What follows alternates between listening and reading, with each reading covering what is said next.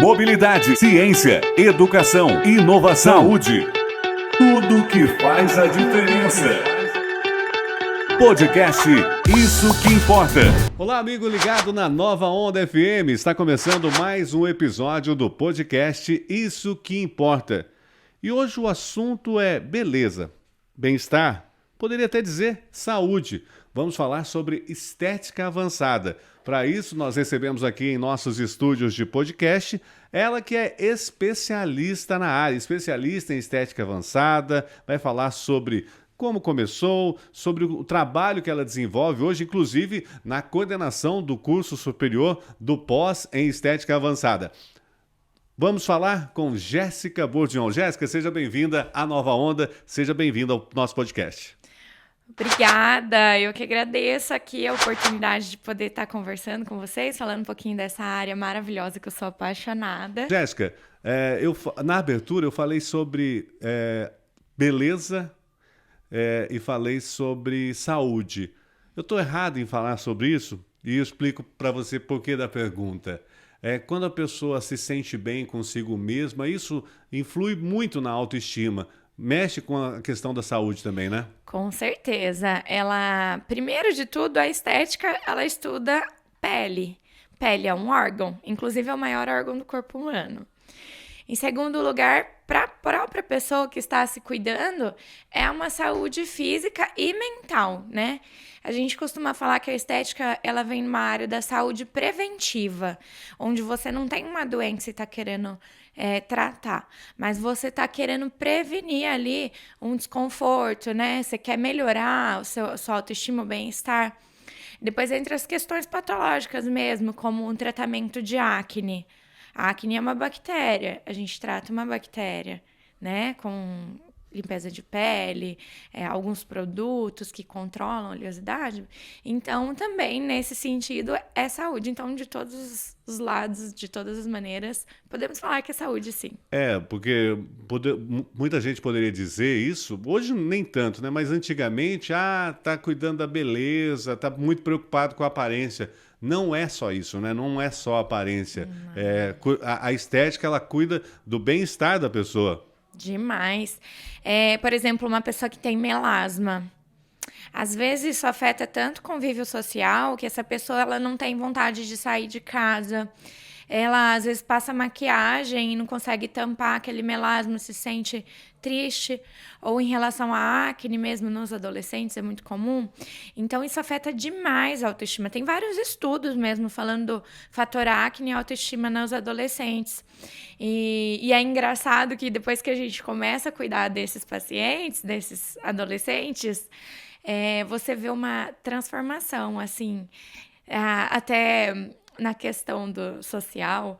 Às vezes tem algum adolescente que começa a se cuidar e já arruma uma namoradinha, já chega lá com a aliancinha no dedo, já chega meio tímido no consultório, depois de vários tratamentos, de um tempo, a pessoa já está mais enrolada, já está lá, se solta mais, se sente mais empoderado.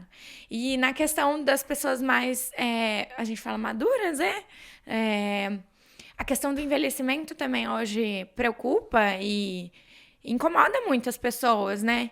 Então, eu trabalho muito com essa parte do rejuvenescimento. E não quer dizer que eu estou transformando, eu não transformo ninguém em outra pessoa. Mas a gente melhora aquilo que a pessoa já tem de belo e tenta harmonizar as formas, né? Existem várias formas de beleza, isso que você falou, harmonizar aquilo que a pessoa tem de belo. Porque, de repente, alguém olha e fala, eu acho aquilo feio, mas tem outra pessoa que vai olhar e vai falar, não, aquilo é bonito, é o charme dela. Então, essa questão da beleza, ela é muito relativa, né? Exatamente. A gente estuda no visagismo as proporções do rosto, e existe um padrão que a gente acaba seguindo, né? Então, no homem, mandíbula quadrada, ou na mulher, lábio tá em alta, né? Um mento mais pronunciado, que é o queixo. Mas, por exemplo, para a mulher, o rostinho mais redondinho, mais angelical. É o ideal, vamos dizer assim, que a gente tenta chegar naquilo.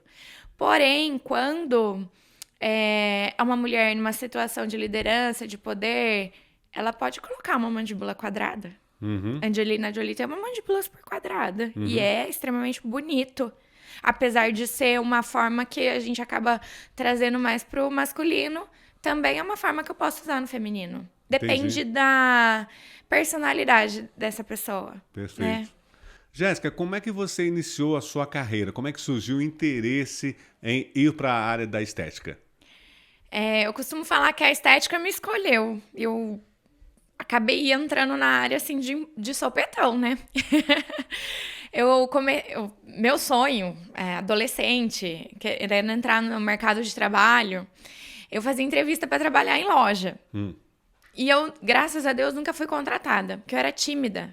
Hoje ninguém acredita nisso, mas eu era muito tímida na época. Então eu não passava em nenhuma entrevista de emprego. E aí eu trabalhava no salão de beleza. Comecei a trabalhar no salão fazendo unha, eu era manicure, com 16 anos. Eu comecei a atender já o público, então eu já trabalhava, de certa forma, nessa área. Só que eu sempre gostei de estudar. Então, na parte da manicure, eu já dava aula. Eu dava aula para CREA, CRAS, pessoal de assistência social. Sim, os Centros de Referência e Assistência Social. Isso. E eu ensinava essas pessoas a se profissionalizarem com a parte da manicure. Maquiagem. Eu dava curso de maquiagem. Isso antes de fazer a faculdade. Aí eu falei, não, eu quero me aprofundar na área, eu quero estudar mais. Aí eu descobri que tinha faculdade de estética. Aí em 2009 comecei a estudar na faculdade de estética. Fiz a faculdade para fazer massagem.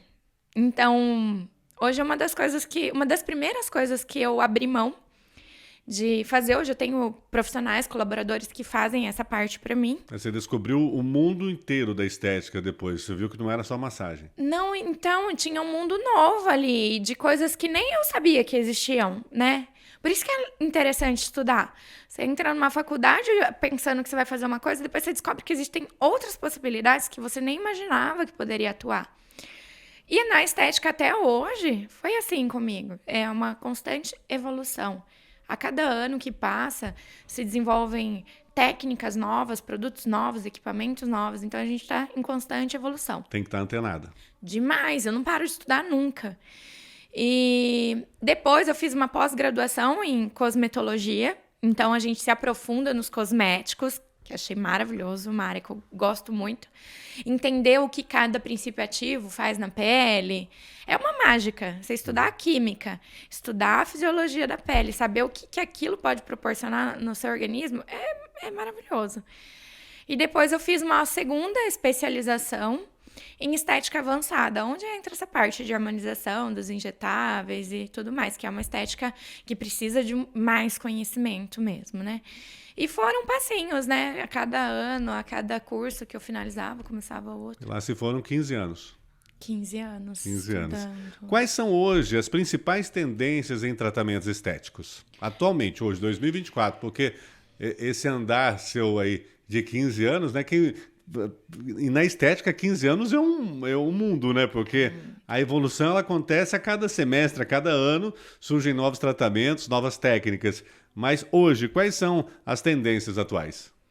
Olha, em primeiro lugar, rejuvenescimento, não tem conversa. O pessoal quer ficar mais jovem.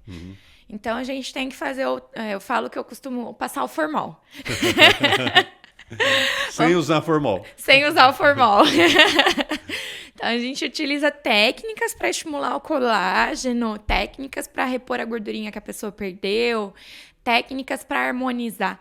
Inclusive, era uma conversa que eu estava tendo com meu filho ontem. Na hora de dormir, ele tem 6 anos, o Arthur. Ele falou, mamãe, o que você faz lá na clínica, né?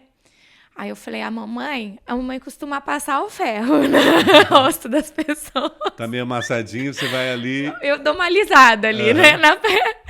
Aí ele falou assim, mamãe, eu não preciso, né? Eu sou criança. Eu falei, exatamente, filho. Todo mundo quer ter a pele igual a sua. Lisinha, sem mancha, sem espinha. Então, na verdade, se for pensar, todo mundo quer ter uma pele de bebê. É até um termo que a gente utiliza, né? Ter aquela pele de bebê.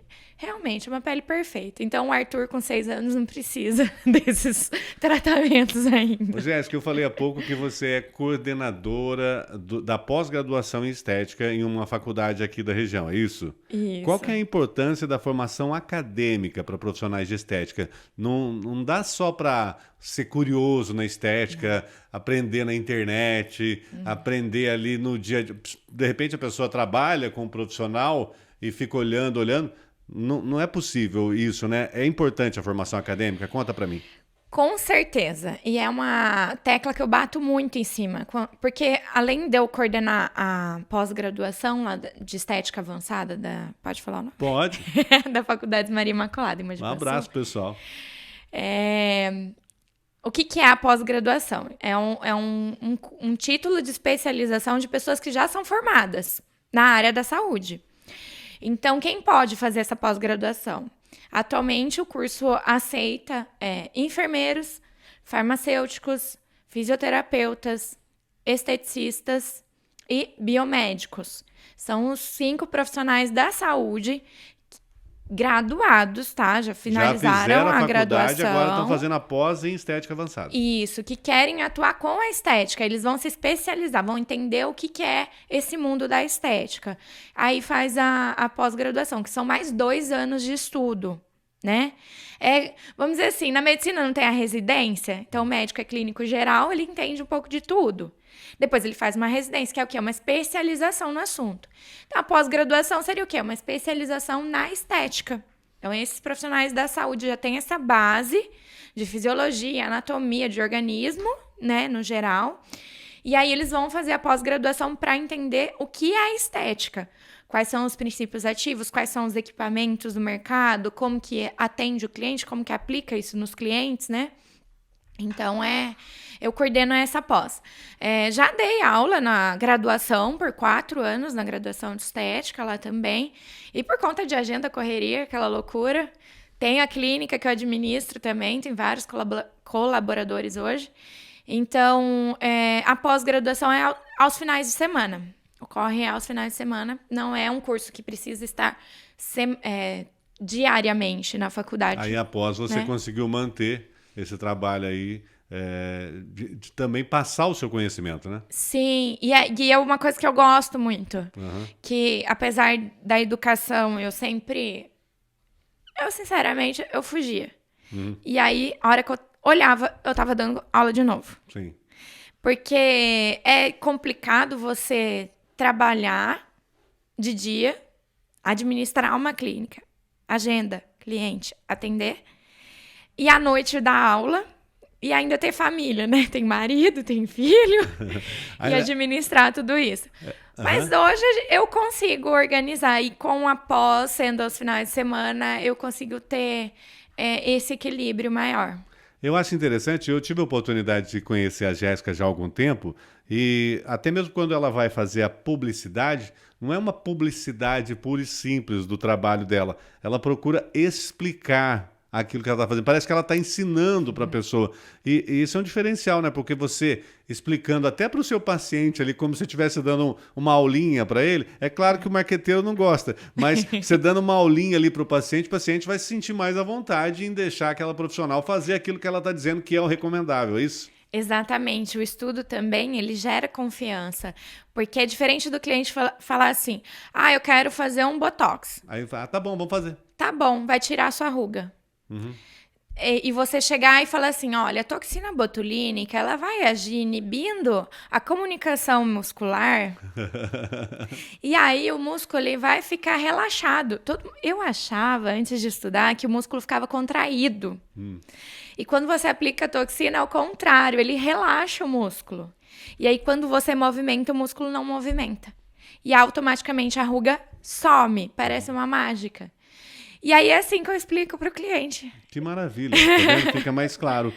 Ô, Jéssica, como é que a tecnologia tem impactado os procedimentos estéticos nos últimos anos? Vamos falar aí nos últimos 5 anos, porque, como a gente já disse, é uma evolução constante, né? É demais, é absurdo de maravilhoso. Hoje eles estudam muito plasma rico em plaquetas. Hoje tem os exossomas, tem o PDRN, que são ativos que basicamente, vamos dizer assim, a base deles todas é como se fosse um estudo de uma célula-tronco. Só que é sintético, né? Vem da natureza. E o que isso faz? É uma mágica. Você agride ali a pele, de certa forma, porque o colágeno, gente, ele não nasce naturalmente. Depois dos 30 anos, ele para de produzir. E a gente só volta a produzir colágeno depois dos 30 quando a pele sofre algum tipo de agressão. E a estética é justamente isso. Por exemplo, um microagulhamento ou um laser. Eu tô fazendo uma agressãozinha controlada. É um estímulo ali. Um estímulo. Não é uma agressão para machucar, mas é um estímulo para o colágeno aparecer. Você toca colágeno, vem? Tipo, oi, colágeno, tô precisando aparece. De você, por favor. Então, através dessas tecnologias, a gente consegue estimular esse colágeno que está ali adormecido, né? Ou produtos também. E nesse processo de regeneração está se estudando muito essa produção de colágeno de uma maneira mais eficiente. Porque antes se estimulava o colágeno, mas ele aparecia de uma maneira desordenada. Que é onde poderia acontecer, às vezes, uma queimadura, ou às vezes uma hipertrofia, que é um estímulo excessivo de colágeno, né? Queloide é excesso de colágeno. Né? Às vezes a gente acha que colágeno é bom, nem colágeno demais. Nada demais é bom, né? Pontos, né? É bom. Então, esses produtos, né, tecnológicos, eles servem para quê? Para esse colágeno vir de uma maneira organizada e de uma maneira que seja eficiente mesmo para a pele. A gente falou há pouco sobre a importância de alguém que vai trabalhar com estética ter uma formação acadêmica. E eu gostaria que você externasse mais sobre isso para as pessoas, para que as pessoas procurem profissionais capacitados, porque existem riscos até na estética, né? Principalmente nos procedimentos invasivos, né? Com certeza. Muitas pessoas me procuram para fazer curso livre, que eu dou alguns cursos livres na clínica também. E eu peço o diploma da pessoa. Esses dias mesmo vieram perguntar se micropigmentador pode fazer curso de vasinho, por exemplo. Eu falei que não pode, porque não tem a base fisiológica, não tem a base da farmacologia, não tem a base da área da saúde. Ela tem uma base o quê? Simplesmente de colocar um pigmento na pele, que é a micropigmentação. E não é desmerecer, mas a área de atuação dela, da micropigmentação, isso eu tô falando em maneiras legais mesmo. A vigilância sanitária vai lá no consultório do micropigmentador, ele tem que responder as mesmas normas de um tatuador. Tatuador não precisa de faculdade para fazer tatuagem. Porque ele está fazendo o quê? Ele está introduzindo pigmento na pele da pessoa. E, de certa forma, tem todo um aparato, tem toda uma maneira, uma asepsia da sala, do estúdio, para poder estar desenvolvendo esse procedimento. Porém, na parte estética é muito mais amplo, tem que conhecer de todos os princípios ativos, tem que conhecer de toda a fisiologia humana. E isso só se aprende na graduação, na área da saúde. Isso não se aprende em cursos livres. Não dá para pular etapas. Não dá para pular etapas. E aí, o que acontece na estética? Porque é uma área que hoje todo mundo quer um pedaço da pizza. E é uma área que eu bato muito no peito, que a gente tem que estudar, tem que se especializar. Fiz 2 pós-graduações. Estou fazendo uma segunda graduação hoje, entrei para biomedicina e pretendo fazer mestrado, enfim, eu acho que nunca vou parar de estudar. E agora, a pessoa que quer fazer um procedimento estético, é bom ela conhecer o profissional, saber recomendações, estudar, verificar. Ali chegou no local, é até interessante procurar aqueles diplomas na parede, em algum lugar, para saber se essa pessoa tem a qualificação, né? Porque os riscos são muito grandes, né, gente? Primeira coisa que você deve olhar no estabelecimento, o alvará sanitário, tá? Isso tem que estar na parede, na entrada do consultório. Isso mesmo, profissional da saúde que tem graduação, muitos não fazem a licença e o alvará. E isso é importante porque a própria vigilância vai olhar se o estabelecimento está adequado para poder atuar dentro das normas sanitárias de higienização, de limpeza. Depois, dentro do consultório, porque às vezes, por exemplo, lá na clínica tem o consultório e tem as salas de atendimento. Dentro das salas de atendimento, cada colaborador tem que ter o seu certificado de graduação, de pós-graduação na parede. Então, por exemplo, eu tenho lá da graduação, da pós-graduação, das palestras, dos cursos livres. E nem cabe tudo que eu fiz, eu coloco só os principais. Na parede. Então, se você entra, olha lá e... mas qual que é a sua formação? Porque tem muita gente que tem formação em Instagram, né? Uhum. Às vezes o Instagram é lindo, maravilhoso. O marketing é perfeito. Sim. E aí, qual que é a sua formação? Não tem um diploma. Não tem. E certificado de curso livre não habilita, gente. Curso livre. Eu sou professora de curso livre, eu dou cursos livres. Mas o curso livre, ele não é um título que habilita. Já tem a base, né? Para quem já tem a base, para quem já sabe e quer aprender um pouquinho mais, é o curso livre. Mas é um pouquinho mais daquela base geral, né? Mesmo na pós-graduação. São 25 alunos aprendendo lá a fazer um botox, por exemplo.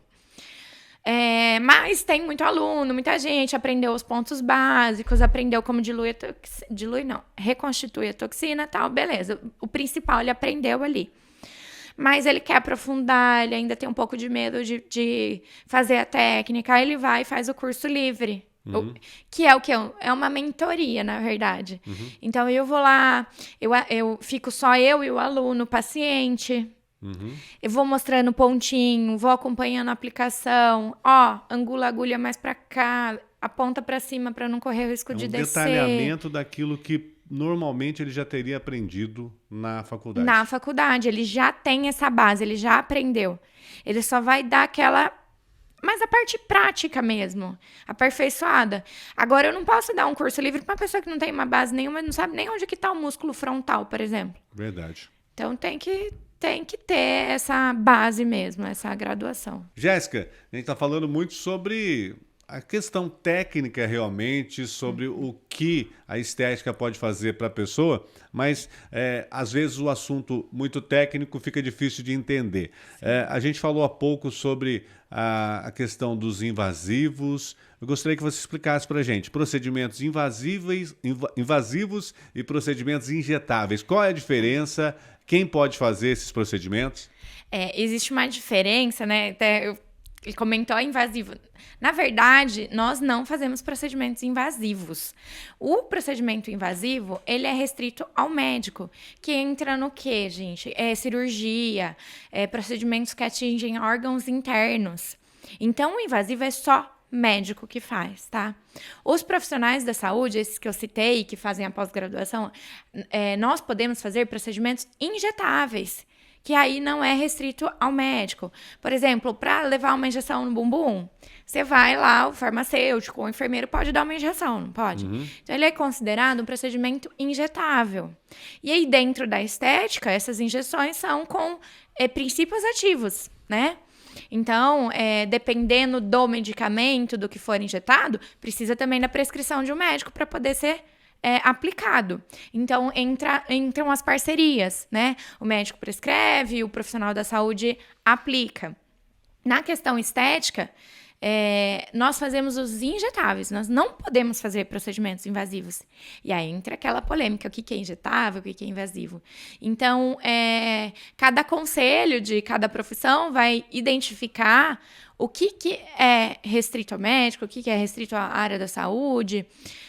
Porque, por exemplo, um endolaser, o que seria isso? É um equipamento, eu não atuo com esse tipo de procedimento, que eu acho ele até arriscado, um pouco perigoso, mas ele é considerado injetável.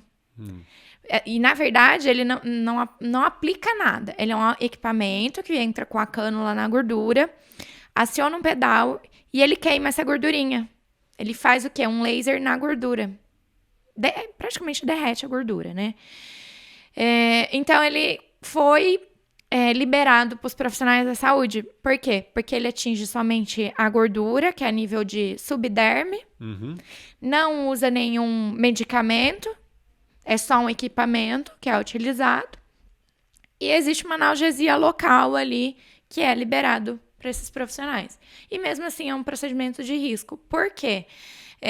Quem for procurar por esse tipo de procedimento tem que pesquisar se a pessoa é graduada, se o ambiente tem as normas sanitárias vigentes, tá tudo certinho. E se ele tem técnica também.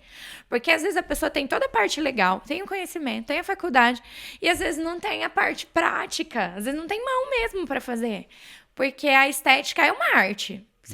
A todo momento você está esculpindo ali, você está usando sua mão para fazer ali, modelando, para transformar. Então, precisa ter uma mão firme. Então, tem que ter técnica também. Além de tudo, a parte prática mesmo tem que ser boa. E o endolaser é isso. Se não aplicar corretamente, fica com a gordura disforme, fica tipo uma celulite na gordura. Piora. A situação. E se o paciente não faz o pós, porque ele tem um pós-operatório muito parecido com um pós de lipo cirúrgica. Então, tem edema, tem hematoma, forma fibrose, aquele endurecimento que fica tipo um aspecto de celulite. Então, a pessoa tem que fazer a drenagem linfática, idêntico a um pós-operatório de uma lipo cirúrgica.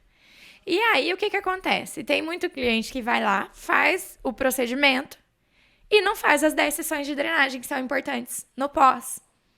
Aí dá fibrose, aí fica feio, aí não cicatriza direito.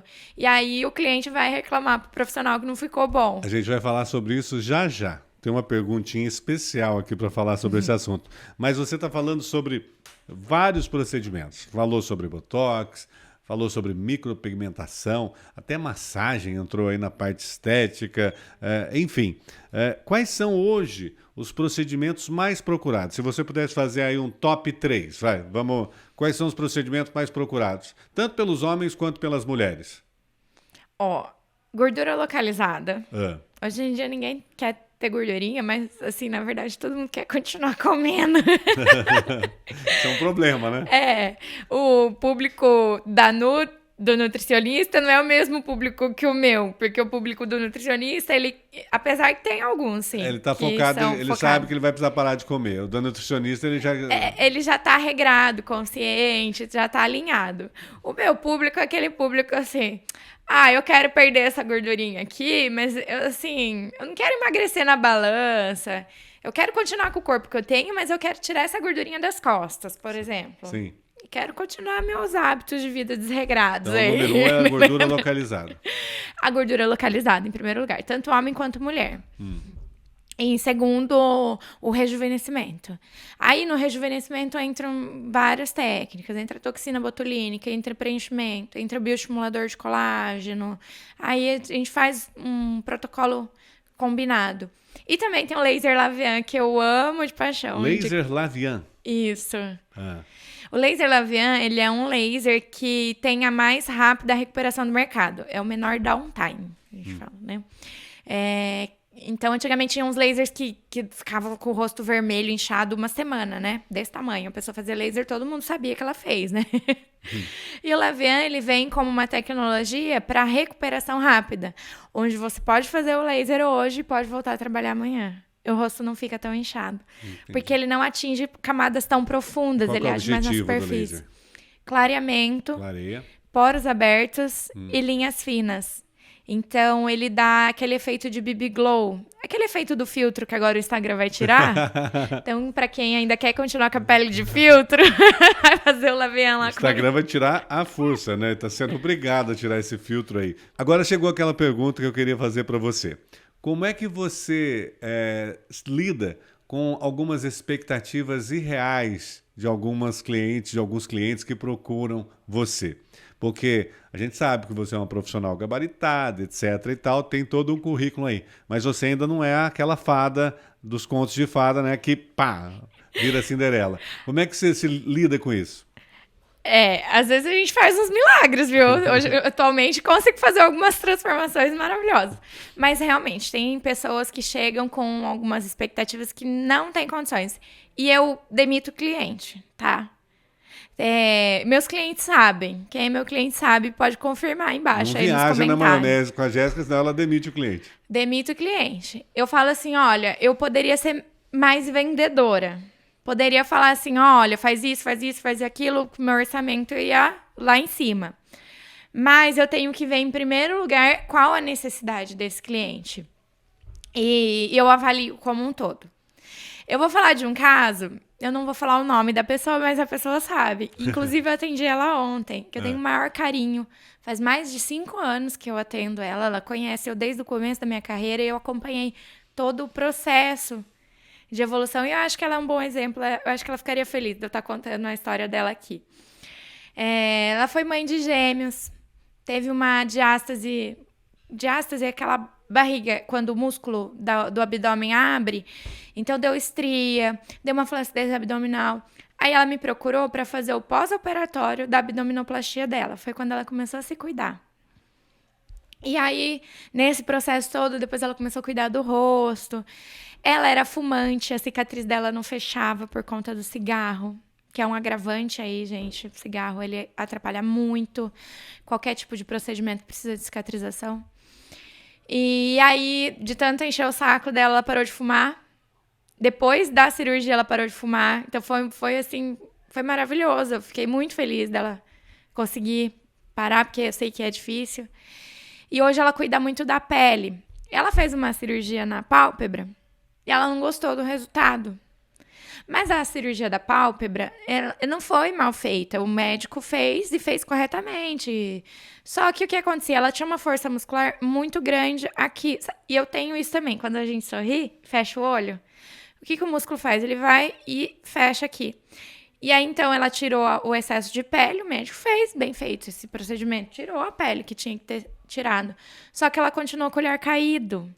E ela queria fazer a cirurgia para levantar o olhar. Então, ela tinha essa expectativa que a blefaroplastia, essa cirurgia da pálpebra, ia levantar o olhar. E não levantou.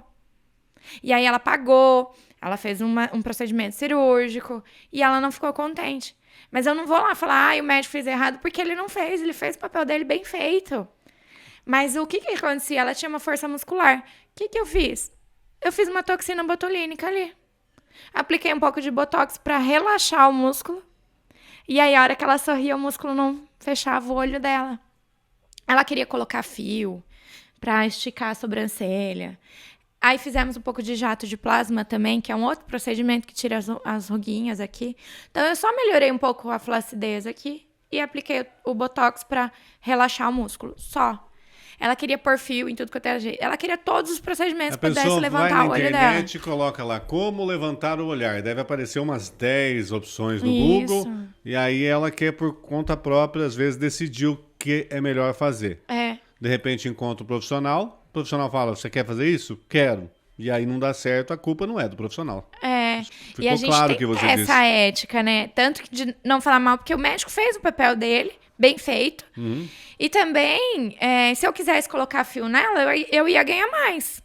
É mais caro. Eu faço o procedimento de fio, de levantar a sobrancelha, mas olhando pro rosto dela, ficou bonito. A toxina, ficou bonito o tratamento da ruguinha, junto com a cirurgia que precisava fazer, retirar a pele. Então, foi um conjunto de técnicas que trouxe o resultado ideal. Aí, ontem, no retorno dela, no final de todos os procedimentos, ela falou, acho que eu não quero mais o fio. Aí eu falei pra ela, pra você que você não precisava de fio. E no retorno, eu ia esperar pra gente falar isso pessoalmente. Mas o seu rosto tá bonito, o olhar tá aberto, não tá mais caído. E a gente não precisa colocar fio aqui. Eu poderia simplesmente pegar e vender 4 fios, que eu ia ganhar um dinheiro a mais. Mas ela não ficaria, assim, harmônica. Eu acho que daí já ia ficar um pouco exagerado o resultado. E ontem, quando ela veio no retorno, ela já estava feliz. Aí ela mesma falou, eu não vou mais querer fio. Eu falei, ai, que bom. Jéssica, quais são os maiores mitos, equívocos que as pessoas acham sobre a estética que você gostaria de desmistificar agora? Tem 2 mitos que eu pego muito... eu pego muito em cima e toda vez chega um paciente e fala assim... Por exemplo, Pra tirar o bigode chinês, o pessoal fala do Botox. Ou fala assim, eu não quero fazer Botox na boca porque eu não quero ficar com ela volumosa. Na verdade, gente, são técnicas diferentes. O Botox, a toxina botulínica, ela vai relaxar a musculatura. Então, ela trata essas rugas dinâmicas, que é onde a gente movimenta. O bigode chinês e o preenchimento labial é outro produto. É o preenchimento. A gente injeta ácido hialurônico para dar volume. E todo mundo acha que Botox e preenchimento é a mesma coisa. Então, são produtos diferentes, técnicas diferentes totalmente. Tem muita coisa diferente, são várias técnicas, né? São várias técnicas. E outro mito também, o pessoal morre de medo de agulha. Às vezes a pessoa vem falar assim, eu tenho medo de usar uma cânula, por exemplo, para fazer um bioestimulador de colágeno. E quer aparelho. Tem alguns equipamentos que são mais perigosos do que os procedimentos injetáveis. Então, não quer dizer que você fura a pele ou não fura a pele, que ele é mais ou menos seguro, tá? Então, isso vai depender muito da aplicação. Por exemplo, um peeling, vamos falar aí do caso que todo mundo viu na internet. Ele não usa agulha, ele não é injetável e não usou nenhum tipo de equipamento que queima. E ele levou o paciente da mulher a óbito. Então, nem sempre é só o que é injetável que é perigoso. Na verdade, a pessoa que está fazendo o procedimento, ela tem que saber tudo o que ela está usando e tudo que vai acontecer na pele. E, inclusive, essa pessoa que é famosa aí na internet, ela não tinha formação acadêmica. Ela não tinha faculdade de estética. Ela fez um curso online. Fez um curso online. E é aí que eu venho falar para vocês que o profissional da beleza que não tem a faculdade, ele é profissional da beleza, ele não é profissional da saúde. E o esteticista que tem a faculdade, ele é um profissional da saúde. Existe essa diferença, porque ele estudou e fez 3, 4 anos de faculdade, estudou toda a fisiologia da pele. O profissional da beleza, ele estuda, mas ele estuda o cosmético que ele está usando ali, aquela coisa mais básica. Então, ele pode fazer um design de sobrancelha, ele pode fazer uma depilação, ele pode fazer uma micropigmentação e até uma massagem. Mas os procedimentos que entra peeling, entra equipamento, até a limpeza de pele, gente. Se não souber fazer e não fizer bem feito, ela pode causar danos. Então, já tem que ser um profissional que estuda, que faz pelo menos um curso técnico para poder estar atuando. Lembrando que existe o curso técnico de esteticista e aí, no caso, a pessoa é um técnico em estética, não é um esteticista, é isso? É regulamentado, né? É regulamentado. Desde 2018, existe uma lei federal que respalda os profissionais da estética, técnico em estética e o esteticista. E desde 2018, quem usa o termo esteticista sem ter a graduação, ele está errado. Está fora da lei. Ele pode usar que ele é design de sobrancelha, que ele é lash designer, lash lifting, né, que fala... Sei lá. Tem um monte de nome. Ele pode falar que ele é massoterapeuta, mas ele não pode se intitular esteticista. Desde 2018, quando saiu a lei, esteticista é só quem tem graduação. Por isso que existe essa bagunça. Faculdade, para quem está acompanhando a gente. Faculdade. E o técnico em estética, ele não pode se intitular esteticista. Ele é técnico em estética. Os técnicos ficam bravos comigo quando eu falo isso. Mas é a lei, gente. Na verdade, é bom dizer, né, que você não está querendo menosprezar o trabalho de ninguém. Dos profissionais de beleza, mas que tem o salão, manicure, design de sobrancelha, de forma alguma. Só está colocando os pingos nos is, explicando o papel de cada um. Tem a sua área, exatamente. Não quer dizer que é menos ou mais. Quer virar um esteticista? Então entra na faculdade de estética para virar um esteticista, depois faz pós e etc. e tal, aquele percurso que você percorreu. E o técnico, ele tem que usar o título de técnico. Nenhum técnico que eu conheço usa o título de técnico, mas pela lei ele deveria. Porque, por exemplo, você vai numa farmácia, você quer falar com o farmacêutico ou com o técnico de farmácia? Você vai no hospital, tem o enfermeiro E tem o técnico em enfermagem. O técnico de enfermagem, ele não se intitula enfermeiro, porque ele é técnico de enfermagem. O esteticista... O enfermeiro fez faculdade, é a mesma coisa. E o técnico em estética. E a diferença, gente, não é nem na atuação. O técnico, ele pode desenvolver... Conhecimento. Ele pode atuar e aplicar todas as técnicas. Só que ele tem que ter um supervisor, como todas as outras profissões. Então, o técnico, ele tem que ter um responsável técnico por ele. Que se esse técnico fizer qualquer procedimento errado ou tiver qualquer intercorrência, quem vai responder por ele é o responsável por ele, que aí ele tem que ter tido a faculdade. Essa é a diferença. Mas o técnico pode fazer todos os procedimentos, por exemplo, que eu faço, desde que ele tenha um responsável por ele. Uhum. Ele pode manipular um equipamento de depilação a laser, por exemplo, que é um equipamento que também pode dar muito problema se não for aplicado corretamente. Mas ele tem que ter o responsável da clínica onde ele trabalha. Ele não pode trabalhar sozinho. E nessa lei de 2018, vocês podem procurar, depois eu vou pesquisar, eu não lembro direito. É 13 mil e alguma coisa, de 2018. Ele estipula que o técnico ele pode executar os procedimentos estéticos, faciais, corporais e capilares, mas somente o esteticista, que é o profissional que fez a faculdade, pode elaborar os planos de tratamento. Entendi. Então, essa é a diferença. Ele elabora, ele faz a anamnese, ele define o plano de tratamento e o técnico executa o que o profissional esteticista planejou. Lá na sua clínica você tem técnicos que trabalham com você, todo mundo esteticista lá? Na verdade, eu tenho uma equipe multiprofissional. Graças Sim. a Deus, eu tenho uma equipe maravilhosa hoje, onde eu sempre sonhei chegar. Então, hoje tem uma nutricionista, que é maravilhosa, nutricionista funcional. Eu tenho uma esteticista, que faz a parte das massagens, que eu passei tudo para ela.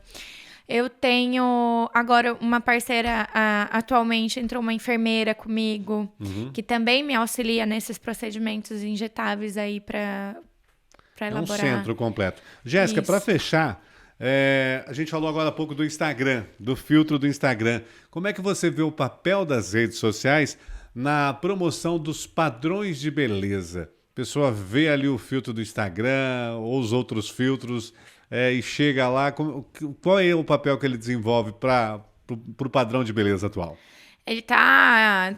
O filtro do Instagram, né? Hoje as redes sociais, ela tá trazendo um padrão de beleza perfeito que não existe, né? E aí traz muita frustração. Eu vejo que as pessoas hoje querem coisas irreais, assim, atingir um patamar irreal. Tanto no corpo, no físico, quanto no rosto. E não existe, nem o próprio artista, ele que tá usando filtro, ele tem a pele linda e perfeita. Por exemplo, Ivete Sangalo, ela tem melasma. Ela sempre falou sobre o melasma dela. Ela tampa com maquiagem, Photoshop e tudo mais, mas não quer dizer que a pele dela é perfeita igual a gente enxerga nas fotos, nos vídeos. As pessoas, principalmente os jovens, né, adolescentes, olham aquilo e falam, não, eu queria ser daquele jeito. Quero a pele dela, e mal sabe que tem um melasma embaixo da maquiagem. Não há esteticista com pós-graduação que dê jeito para fazer aquilo que as redes sociais faz, né? Não, a gente consegue amenizar, mas a gente não consegue, assim, ainda fazer milagres. Por falar em redes sociais, deixa o seu arroba aí para quem quiser seguir e saber mais, porque é desse jeito, viu, gente? A Jéssica, ela tem um trabalho muito grande de informar as pessoas sobre aquilo que ela faz. Deixa o seu arroba aí. Jéssica com K, Bordignon. Muito obrigado por aceitar o nosso convite, por estar aqui na Nova Onda. Foi um prazer conversar com você, falar de um assunto tão importante que une beleza, saúde, bem-estar. Muito obrigado, Jéssica. Eu que agradeço a oportunidade. Espero voltar mais vezes. Beleza, com certeza. É um assunto muito interessante e eu quero agradecer a você que nos acompanhou aí pelas nossas plataformas de áudio e vídeo e para você que está ligadinho aqui em 99,3. Deixa eu aproveitar antes de encerrar. Você falou agora há pouco sobre os Photoshop da vida. Nós estamos vivendo um período de campanha eleitoral, né? Tem candidato aí que o eleitor não vai reconhecer se encontrar na rua de tanto Photoshop que colocou no santinho. É verdade. Um abraço, gente. Até a próxima semana com mais um convidado especial no podcast Isso Que Importa.